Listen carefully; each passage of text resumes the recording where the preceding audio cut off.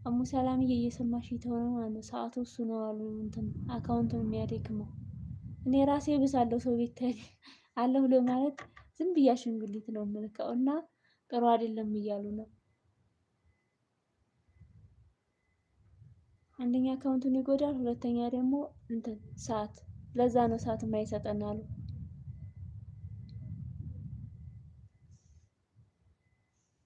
እሺ የኔ ውዶች ሁላችንም ጋር እንደዛ ነው ማድረግ ያለብን። ቢያንስ ታይበዛ አንድ ሁለት ከትናንት ወዲያ መቼ ነው አውራ ገብቶ ነበረ እየተናገረ ማለት ነው። ኢሞጂ አሻንጉሊት ጥቅምና ጉዳቱ ምንድነው እያሉ እየጠየቁት ምንም ጥያቄ የለውም። አንደኛ ሰዓት ያነሳል፣ ሁለተኛ አካውንቱን ይጎዳል እያለ ሲሰማው እላችኋለሁ የኔ ማሮች። እና እናንተም ጋር አታስልኩ እሺ።